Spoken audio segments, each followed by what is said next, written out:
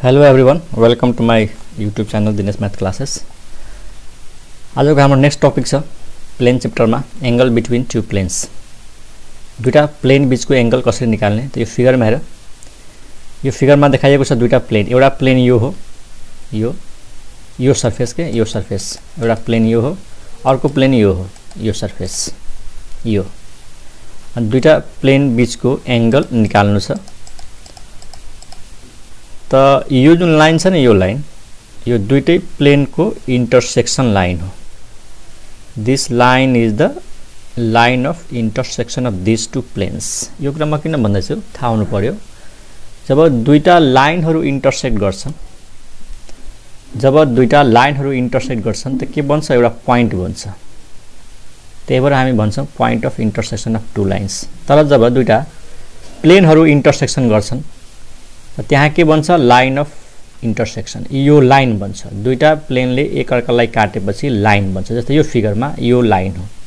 यसरी बुझ्नु न, यो एउटा कपीको दुईटा पेपरले एउटा पेपर यसरी राखेको छ, अर्को पेपर यसरी राखेको छ, अनि दुईटै पेपरको इंटरसेक्शन यो लाइन हो। ठीक छ। तर हाम्रो टपिक चाहिँ यहाँनिर एंगल बिट्विन टू प्लेन्स। अब जस्तै दुईटा लाइन बीचको एंगल त सिम्पल छ, यो एंगल नै हो दुईटा लाइन बीचको एंगल। तर दुईटा प्लेन बीचको एंगल भन्नाले यो एंगल होइन, यो एंगल होइन। This does not mean the angle between two planes. यहाँनिर फरक कुरा के छ, यहाँ हेर। Angle between two planes is defined as the angle between their normals. यो हो डेफिनेसन। दुईटा प्लेन बीचको एंगल भन्नाले तिनीहरुको नर्मल बीचको एंगल हो भन्न खोजेको। जस्तै यो प्लेन भयो हैन, यो प्लेन को नर्मल लाइन, यो प्लेन को नर्मल लाइन मान्नु यो भयो। ठीक छ। यो यहाँ नर्मल छ, परपेंडिकुलर छ। अनि त्यसैगरी यो प्लेन को नर्मल लाइन है, यो प्लेन को नर्मल लाइन यो मानौं यो। अनि यो बीचको जुन एंगल छ नि है, फेरि यो 90 हुँदैन, 90 नहुन सक्छ। हेर्दाखेरि 90 जस्तो छ, तर त्यो 90 नहुन सक्छ। यो थीटा हो। त यो लाइन के हो, नर्मल अफ फर्स्ट प्लेन। यो लाइन के हो, नर्मल अफ सेकेन्ड प्लेन। त यो दुईटा नर्मल बीचको एंगललाई भनिन्छ एंगल बिट्विन टू प्लेन्स। तर यो एंगल नबुझ्नु, यो एंगल, यो प्लेन र यो प्लेन बीचको यो एंगल हैन, डेफिनेसन यो हो। ठीक छ। अब हाम्रो क्वेशन छ कि एंगल निकाल्ने फर्मुला के हो। त एकदम सिंपल छ। यो प्लेन को इक्वेशन हेर, a1x plus b1y plus c1z plus d1 equal to 0 छ। त प्लेन को इक्वेशन जब दिएको छ त x को कोएफिशिएंट, y को कोएफिशिएंट र z को कोएफिशिएंट ले के जनाउँछ, डाइरेक्सन रेशियो। कसको, नर्मल लाइन को। त्यसको मतलब भयो यो जुन नर्मल लाइन छ यसको डाइरेक्सन रेशियो भयो, यसको डाइरेक्सन रेशियो भयो a1 b1 c1 है, यो नर्मल को डाइरेक्सन रेशियोज। यो प्लेन को इक्वेशन यहाँ हेर, यो छ a2x b2y plus c2z plus d2 equal to 0। त a2 b2 c2 ले के जनाउँछ, यो प्लेन को जुन नर्मल छ त्यसको डाइरेक्सन रेशियोज। ठीक छ है। मैले के भन्दैछु, यो a2 b2 c2 भनेको यो जुन नर्मल लाइन छ त्यसको डाइरेक्सन रेशियो हो, a2 b2 c2। अब यो नर्मल लाइन को डाइरेक्सन रेशियो थाहा छ, यो नर्मल लाइन को डाइरेक्सन रेशियो थाहा छ भनेपछि यो एंगल निकाल्न अब गाह्रो छैन, किनकि हामीले पढिसकेका छौं एंगल बिट्विन टू लाइन्स। आखिर एउटा यो लाइन त हो नि, यो पनि एउटा लाइन हो। जब दुईटा लाइन को डाइरेक्सन रेशियो थाहा छ त एंगल निकाल्न केही पनि गाह्रो छैन, हामीले फर्मुला पढिसकेका छौं। त यसलाई अलिकति लेखौं। यहाँ पहिला के लेख्नु पर्यो, let theta is the angle between two planes. तो दुईटा प्लेन कुन कुन हो त यहाँ लेख देऊ, a1x plus b1y plus c1z plus d1 is equal to 0 एउटा। अर्को प्लेन छ के त a2x plus b2y plus c2z plus dt equal to 0 equation 2। then cos theta is equal to के हुन्छ त, सिंपल। फेरि एकचोटि सुन, हामीलाई थाहा छ कुनै पनि प्लेनको इक्वेसनमा x को कोएफिसिएन्ट, y को कोएफिसिएन्ट र z को कोएफिसिएन्टले के जनाउँछ डाइरेक्सन रेशियो कसको नर्मल लाइनको। त यो नर्मल लाइनको डाइरेक्सन रेशियो भयो a1 b1 c1। यसको इक्वेसनबाट a2 b2 c2 के भयो त यो नर्मल लाइनको डाइरेक्सन रेशियोज। दुईटा एंगल दुईटा प्लेन बीचको एंगल भन्नाले यो नर्मलहरु बीचको एंगल हो अनि यो नर्मल लाइन भनेको स्ट्रेट लाइन हो। त्यसैले cos थीटा को फर्मुला हामीले यो युज गर्न सक्छौं मजाले a1 into a2 plus b1 into b2 plus c1 into c2 divide by root over a1 square plus b1 square plus c1 square अनि अर्को root over a2 square plus b2 square plus c2 square। यो formula हामी पहिले पढिसकेका छौं। यो के को फर्मुला हो angle between two lines having their directional ratios। यहाँ पनि त्यही छ। यो लाइन को direction ratios a1 b1 c1, यो लाइन को direction ratios a2 b2 c2। त यिनीहरु बीचको एंगल थीटा त cos θ इक्वल टु के भइहाल्छ a1 a2 b1 b2 c1 c2 divide by this root and this root. त यो फर्मुला भयो। अब हामीलाई दिएको के हुन्छ हामीलाई दिएको हुन्छ यो दुईटा इक्वेसन यो जो छ नि दुईटा प्लेनको इक्वेसन। त यहाँबाट a1 लिने यहाँबाट a2 लिने बस a1 a2 मल्टिप्लाई गर्दिने यहाँबाट b1 लिने यहाँबाट b2 लिने b1 b2 मल्टिप्लाई गर्दिने यहाँबाट c1 यहाँबाट c2 लिने c1 c2 मल्टिप्लाई गर्दिने अनि तल एउटा रुट भित्र a1 square b1 square c1 square अर्को रुट भित्र a2 square b2 square c2 square. त्यसबाट थीटाको भ्यालु आइहाल्छ। ओके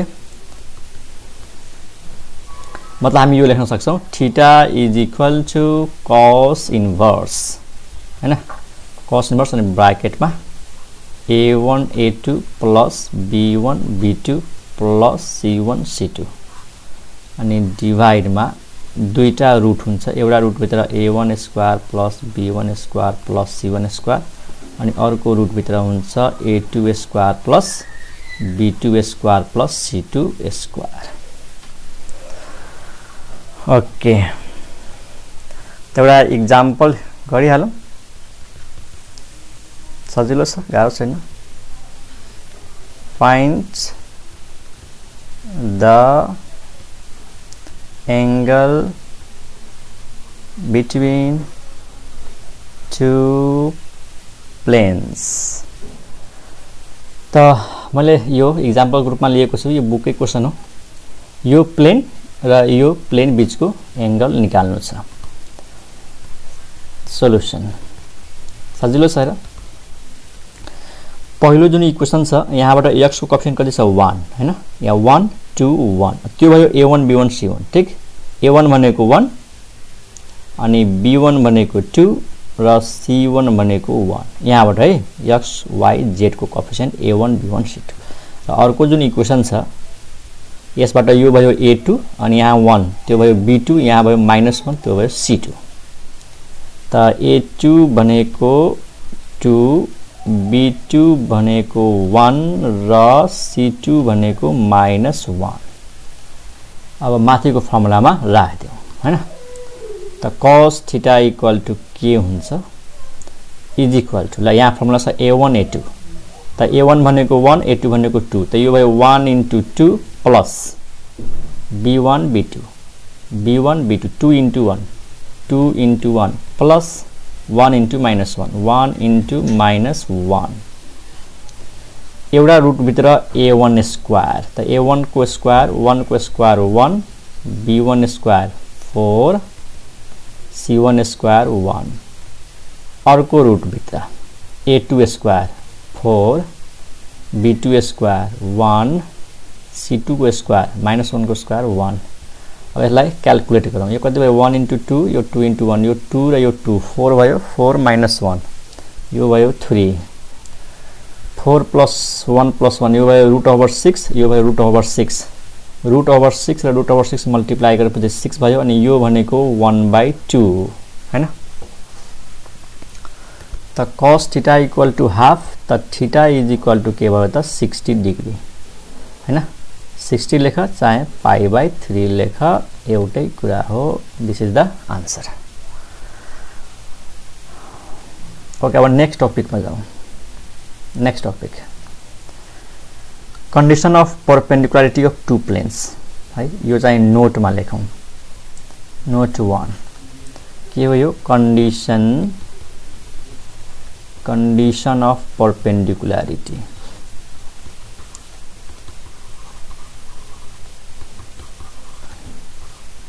of two planes दुईटा प्लेन्सहरु परपेंडिकुलर भयो भने कन्डिसन के हुन्छ जस्तै मानौं रफ फिगर एउटा प्लेन यो मानौं है एउटा प्लेन यो भयो र यो सँग अर्को प्लेन के छ त परपेंडिकुलर छ यसरी परपेंडिकुलर छ अर्को प्लेन है अब सिम्पल छ यो दुईटा प्लेन जब परपेंडिकुलर हुन्छ त यसको जुन नर्मल लाइन हुन्छ यो प्लेन को नर्मल र यो प्लेन को नर्मल त्यो दुईटा नर्मल पनि के हुन्छ त परपेंडिकुलर हुन्छ है त यहाँ नेर भयो थीटा को भ्यालु 90 र थीटा को भ्यालु 90 भयो भने cos 90 के हुन्छ cos 90 0 अनि cos 90 0 भएपछि क्रस मल्टिप्लाई गर्यो भने यसको भ्यालु 0 आउँछ अथवा यसरी याद गर दुईटा लाइनहरु परपेंडिकुलर भयो भने कन्डिसन के हुन्थ्यो दुईटा लाइनहरु परपेंडिकुलर भएपछि कन्डिसन हुन्थ्यो डाइरेक्सनल रेशियो को टर्ममा a1 * a2 b1 * b2 c1 * c2 = 0 त यहाँ पनि त्यही हुन्छ दुईटा प्लेन परपेंडिकुलर छ त तिनीहरुको नर्मल परपेंडिकुलर छ त्यसैले यहाँ पनि सेम त्यही केस हुन्छ a1 a2 + b1 b2 + c1 c2 = 0 this is the condition of perpendicularity of two planes यो दुईटा प्लेन है यहीबाट आउँछ cos 90 0 भइहाल्छ अनि 0 लाई सँग क्रस मल्टिप्लाई गरेर माथिको भ्यालु 0 आउँछ त यो याद गरिहाल कन्डिसन अफ परपेंडिकुलरिटी नोट 2 मा लेखौं कन्डिसन अफ parallelism condition